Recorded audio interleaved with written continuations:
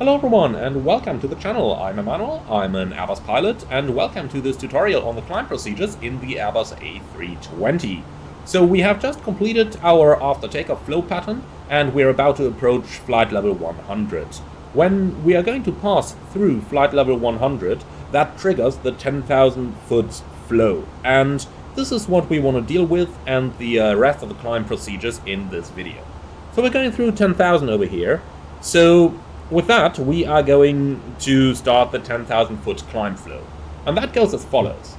Landing lights off, seatbelt as needed, and be aware that we should really only turn the seatbelts off when the pitch is 7.5 degrees or less. So since we are maintaining 250 knots due to the restriction over here, our pitch is still above that, so we, at this point, leave the seatbelt signs on, but if the pitch was below and there was no turbulence expected, then we would turn the seatbelt signs off.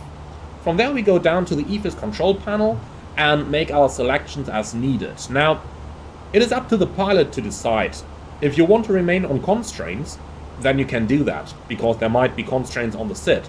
Also, when constraint is selected and the range is 40 miles or more, in most real-world Airbuses you would get the minimum off-route altitude shown in magenta on the nav display down there, which for many Airbus pilots actually is a reason to stay on constraints for the entire flight. But as I mentioned, that is completely up to you as the pilot. And that selection is obviously going to be done on both sides by each pilot individually. So let's say you want to go to airports, and normally you are either on airports or on constraints, so just make a sensible selection there. Then we go down to the FMS. And this is where the pilot flying would usually say clear and copy. Clear and copy refers to the following things. First, we have the RadNav page, and on here we want to clear the VORs. So press clear and remove them from the radio nav page. Then we move on to the secondary flight plan, and that is where we press copy. So we copy the secondary flight plan, or the active flight plan, to the secondary, thereby removing the immediate return. Then you go to the flight plan page, and by clicking the left LSK next to the from waypoint, we can access the fix info page, and we are also going to clear the engine out maneuvers from there. Finally, we're going to go to the progress page, and we will compare the cruise level, the optimum and the receivable maximum, and we're going to enter whatever makes sense on the 2 prompt down here. Now, most pilots use that in order to display the alternate airport they want to fly to in case something happens now. So after takeoff might be a good idea to keep the departure airport, or you might already enter our destination like Heathrow 27 right over here.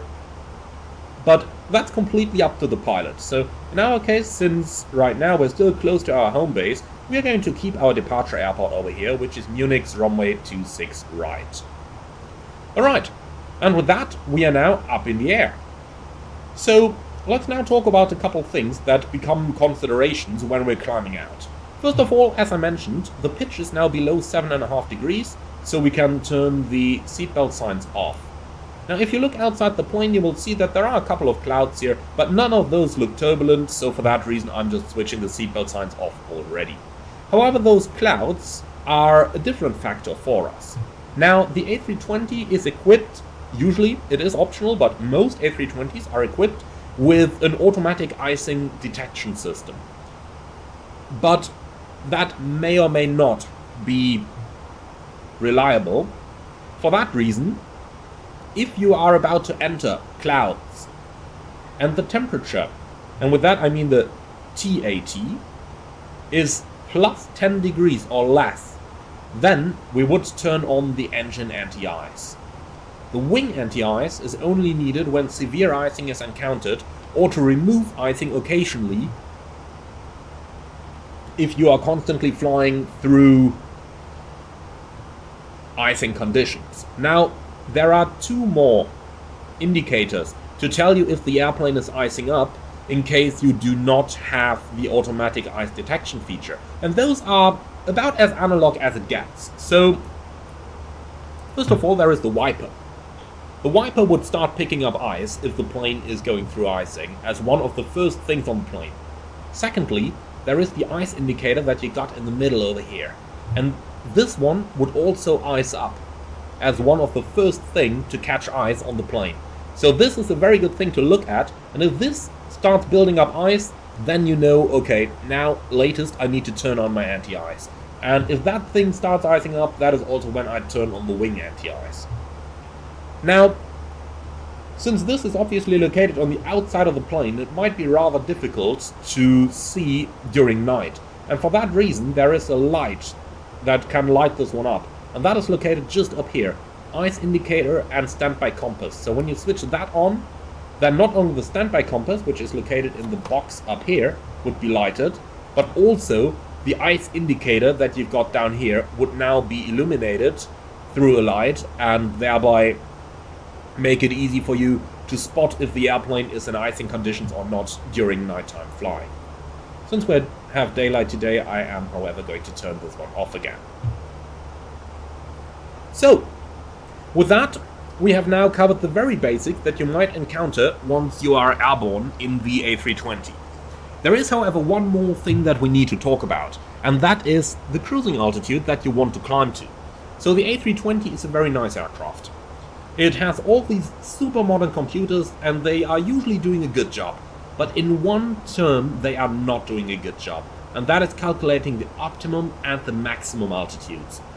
I have done a separate video already a couple of months ago where I talked about why everyone in flight simulation is flying their Airbuses too low. And I'm going to link that in the video description below. Now, to summarize, the predictions that you get up here on the optimum and maximum levels in the Airbus A320, they are rather low. The airplane itself, back in the day it was designed, didn't have the computer power to do this perfectly. So they never really added it. But the performance software that the pilots have on their electronic flight bag, and as far as I'm aware, that is currently not simulated in any actual Airbus simulation in flight simulators.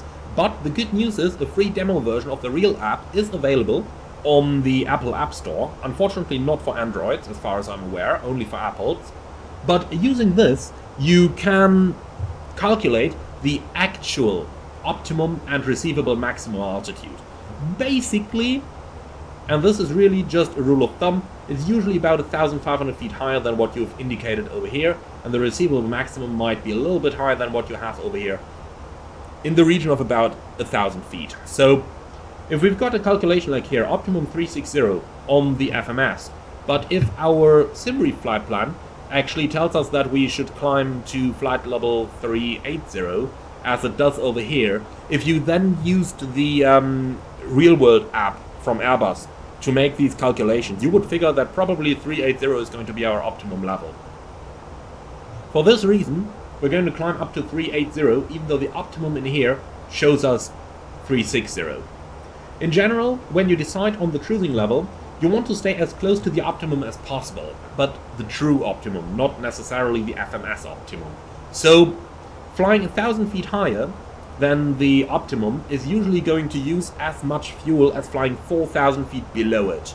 So, be sure to manage your altitude carefully. In our case today, climbing 380 is going to be perfectly fine. Now, what is worth mentioning here is that the optimum that you might get from your EFB might be higher than the receivable maximum that you've got in the FMS there. That is nothing to worry about. The values that you've got located in, or that you got calculated in the FMS, the receivable maximum, is based upon a 1.3 G buffet margin, but you can take it down to 1.2 G buffet margin, and that is going to immediately increase your receivable maximum. You're not able to show this in the FMS, but in the real world you would calculate that on your electronic flight bag on the cruise performance software. And as I mentioned, this software is available as a free demo version for the iPad, which you can download and use even as a flight simmer without having any actual tools available. And that basically is the most important things that we have here in the climb. So We now talked about the most important things over here, so let's now go ahead and talk a little bit about the different autopilot modes that we have available in Climb. Now, there are basically 2 vertical or 3 vertical modes that we have available. We've got Climb, which is the equivalent, if you are a little bit better with Boeing aircraft, then Climb mode is the equivalent to the Boeing VNAV mode. Then you've got Open Climb, which you can access by pulling the FCU knob, and Open Climb is the equivalent to Boeing's flight level change or level change mode. The difference between the two is rather easy.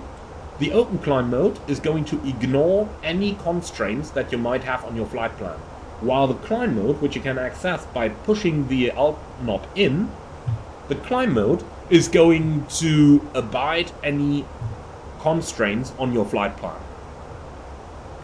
Then there is also vertical speed mode, which you can pre-select by rotating the VS knob here, and then which you can enter by just pulling the vertical speed knob like this.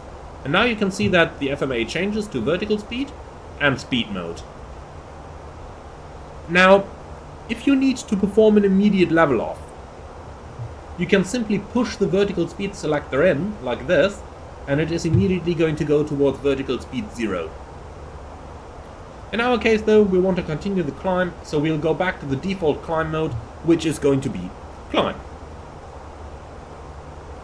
Now, let's also talk about a couple other modes that we have available. Now, the auto thrust by default is going to operate in thrust climb mode. Thrust climb is going to be achieved with the auto thrust on and the thrust levers in the climb notch down here. Note that you also have MCT available, but you would basically only use that in case of engine failures and not during normal operation. So for normal operation, the thrust levers are kept in the climb notch throughout the entire flight until, if necessary, the pilot flying is going to decide to disconnect auto thrust on approach. We will talk about that when we come to the approach tutorial. For now, all you need to know is that for the climb, you're basically always going to leave the thrust levers in the climb notch with auto thrust engaged, and you verify the mode here on the FMA, and it is going to read thrust climb. Now, if you changed into a different mode from climb or open climb, let's say for example vertical speed, like now, then you will see that the FMA is going to change into either speed or Mach. Now, in speed it is going to hold a constant indicated airspeed, in Mach it's going to hold a constant Mach number. We can adjust that number by pulling the speed knob on the FCU, and for example now the airplane is going to constantly maintain Mach 0.78. We might dial that up to Mach 0.80, and now the plane is going to aim to fly Mach 0.80. A few things though that we need to be aware of over here.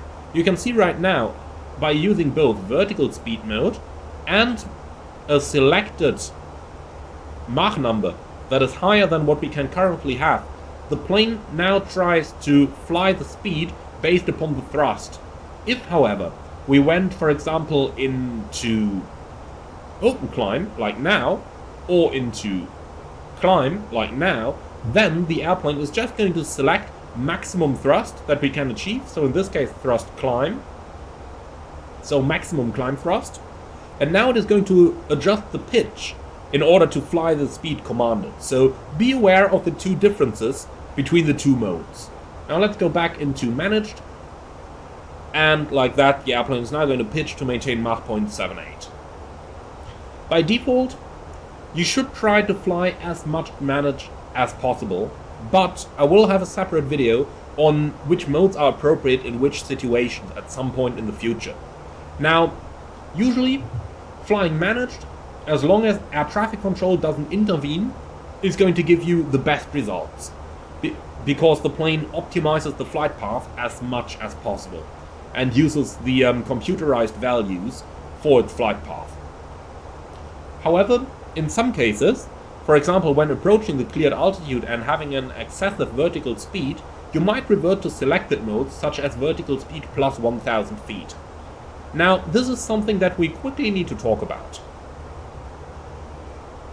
Due to the way how TCAS works, you might generate nuisance TCAS alerts if you are approaching the cleared altitude too quickly. Generally, TCAS is going to give you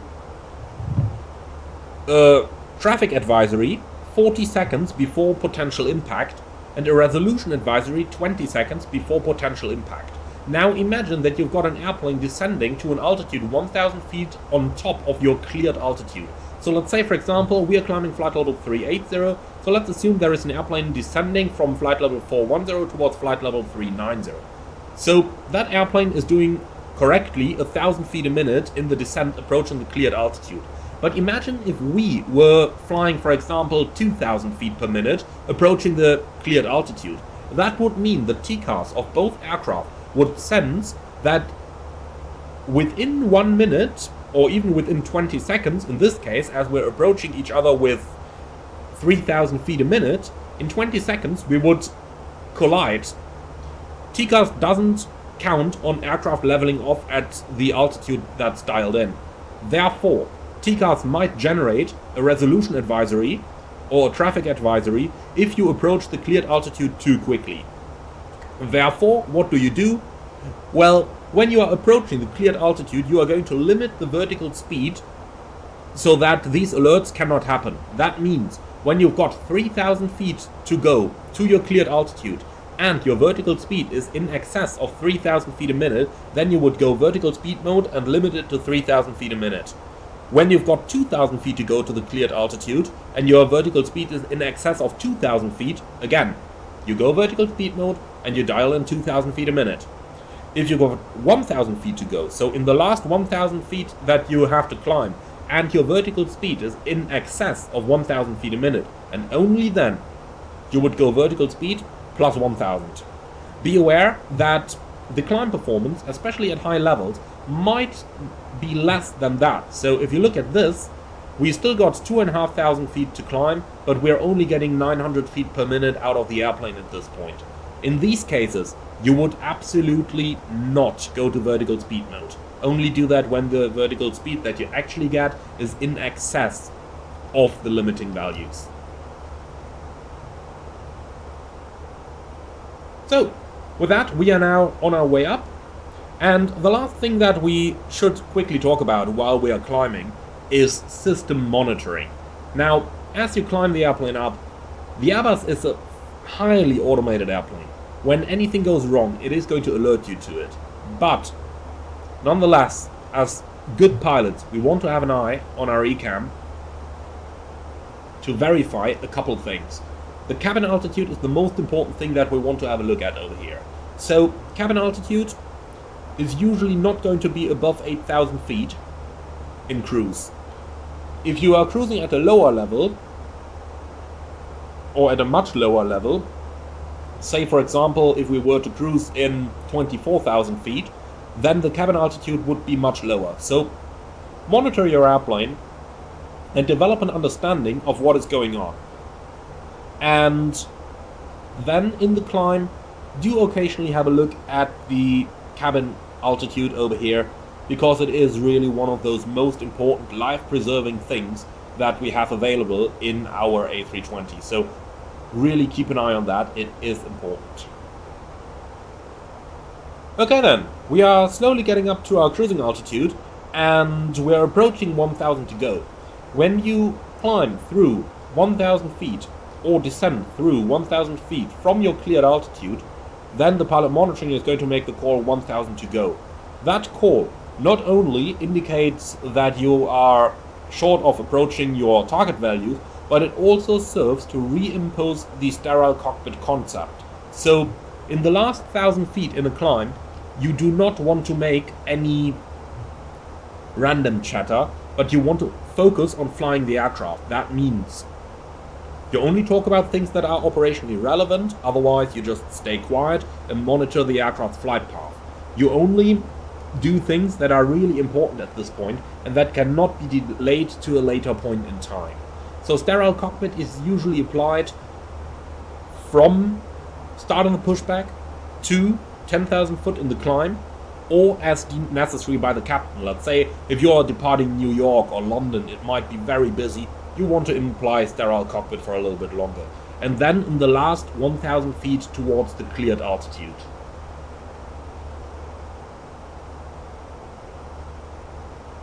Alright, so last 500 feet that we gotta do. We're just doing 600 feet a minute over here. That is normal Airbus performance, a little bit worse than the Boeing 737, much worse than the Boeing 777, but then again, this is not a Boeing, this is an Airbus, and they just climb a little bit worse than Boeings do. So vertical speeds like these are completely normal. Now here's a little gotcha. Once the airplane starts capturing the altitude, so now when you see alt star, if you now change your FCU altitude, be very careful of what's going to happen. Let's say I dial in 390 now and see the airplane reverts to vertical speed mode, so be very careful with that. So back towards 380, altitude is captured, and now it's leveling off. Be careful when you change those numbers while the alt star mode is on. This can really catch you out and cause quite a bit of confusion. So with that, we've now talked about the most important things here in our climb, and like that you can climb your A320 safely to altitude. With that, we are going to finish this tutorial, and we are going to start the next one on cruise procedures and everything you need to know in relation to that on a new video. Thank you very much for watching, everyone. I do hope you enjoyed this one. If you did, be sure to let me know in the comments below. And with that, I would like to say thank you very much. See you all again on the next one. Be sure to like, comment and subscribe if you're up for more. And if you really love what I'm doing, I would appreciate a small donation through the Buy Me a Coffee link in the video description below. Thank you for watching, and see you all again on the next one.